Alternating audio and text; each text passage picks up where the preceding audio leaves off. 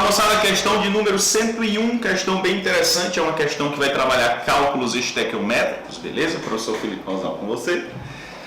E aí essa questão ela vai trazer algumas informações, o bom dela é que ela traz muitas informações que você tem para cálculos estequiométricos. Por exemplo, reações sucessivas. Você tem 3 reações químicas numa única questão. E às vezes o aluno ele se desespera. Professor, eu vou trabalhar as três reações de maneira individual? Não. Você vai combinar essas 3 reações, ou 4 ou 5, seja lá quantas reações a questão trouxer para você, mas você vai combinar todas essas reações para que você no final obtenha uma equação global. Ok? E como é que eu faço para combinar? Eu vou somar as minhas reações. E somar, entenda o que eu vou dizer, nada mais é do que cancelar substâncias que são iguais, mas que estão em membros diferentes de reações químicas diferentes. Não entendi, professor. Por exemplo, você consegue perceber que você tem 3 reações. Mas se você notar, na primeira reação você tem o Cu2S. Esse Cu2S ele está nos produtos da minha primeira reação. Mas eu percebo que na minha segunda reação, o mesmo Cu2S já não está mais nos produtos, ele está nos reagentes. Então eu posso cancelar esses 2 caras, beleza? Professor, e se os 2 estivessem no mesmo membro? Se os 2 estivessem, os 2 componentes estivessem no reagente? Aí eu não poderia cancelar, eu deveria somá-los. Então, partindo desse pressuposto, a gente vai resolver a nossa questão de maneira bem rápida para que você possa perceber. O cobre foi provavelmente o primeiro metal a ser descoberto e trabalhado pelo homem. O emprego do cobre possibilitou um progresso para as civilizações mais antigas que evoluíram da Idade da Pedra para o Bronze. Atualmente, ainda é um elemento muito importante no desenvolvimento de novas tecnologias. A abundância relativa de cobre na crosta terrestre é de 68 partes por milhão, ppm. E estima-se que cerca de 50% de todos os depósitos do metal estejam na forma de calcopirita, que é o CuFeS2. A obtenção de cobre a partir da calcopirita segue a seguinte rota. Então ele vai obter o cobre metálico a partir da calcopirita. Mas para eu obter o cobre, eu tenho que passar por essas 3 reações. E ele continua.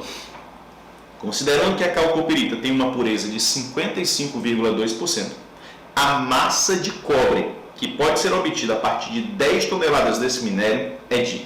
Gente, a primeira coisa que a gente vai fazer é analisar a nossa equação global. A nossa equação global, obter a nossa equação global, ela vai ser obtida a partir do cancelamento de substâncias que se repetem no membro de um componente e no membro de outro. Por exemplo, se você for pegar o Cu2S, professor, eu posso cancelar o Cu2O. Vamos atrás do Cu2O. A primeira coisa que você tem que ver é quem se repete em um membro de uma reação e quem se repete no membro da outra reação. Veja que o Cu2S, ele está aqui, ó, no produto da minha segunda reação. E eu tenho 2 mols de Cu2S, aliás, de Cu2O. Então eu tenho que buscar em uma outra reação se ele se repete num membro oposto ou se ele está no mesmo membro de outra reação. Como assim, professor? Analise a reação de baixo. Perceba que o Cu2O, ele está presente na reação, só que ele está nos reagentes. Então eu posso cancelá-lo, beleza? Então eu vou cancelar 2 mols do Cu2O da segunda reação por 2 mols do Cu2O da terceira reação. Perfeito? Professor, mas eu posso cancelar quem mais, por favor? Se você perceber, galera, ó, você tem na primeira reação o Cu2S, beleza? Esse Cu2S ele está nos produtos, lembrando que produto é todo mundo que está após a setinha. Então o Cu2S ele está no produto da primeira reação. Só que quando eu olho para as reações de número 2 e 3, eu vejo que o Cu2S também está presente. Só que ele está presente nos reagentes. Reagentes são todos os componentes que estão antes da minha seta. Então eu tenho 2 mols de Cu2S, ó, beleza, na reação 2. E na reação 3 eu também tenho mais um mol de Cu2S. Lembra o que eu disse para você? Se você tiver substâncias que estão no mesmo membro, você soma. Então perceba que na segunda e na terceira reação o Cu2S está onde?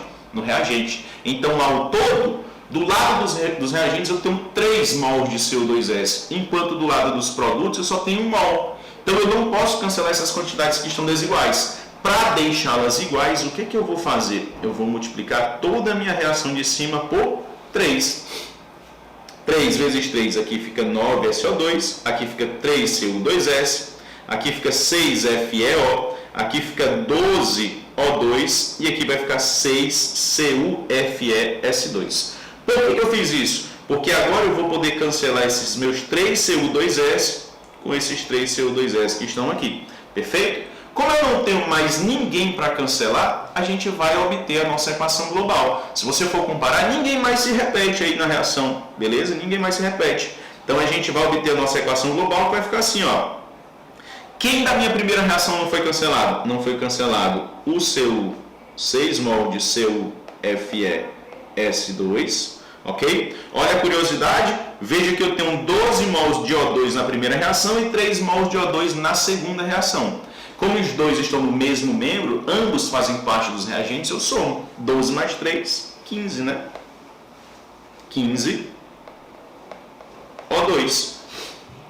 Perfeito? E aí perceba o seguinte, na minha primeira reação, continuando, eu ainda tenho o FeO que não foi cancelado. FeO que não foi cancelado. Veja que eu tenho na primeira reação o SO2, mas olha o interessante, eu tenho 9SO2 na primeira reação, 2SO2 na segunda, que já me dá 11, e mais um aqui, ó, então me dá 13 SO2. E por último eu fico com quem? 6 mol de cobre. Pronto, a minha reação global é essa. Só que eu vou utilizar todas as substâncias? Não, você só vai utilizar quem a questão pede. E a questão está pedindo que você relacione quem? A calcopirita ao cobre. Qual é a quantidade de cobre obtida a partir de 10 toneladas de calcopirita? E quem é calcopirita? É o CuFeS2. Qual é a proporção que nós temos? Nós temos 6 mols desse cara.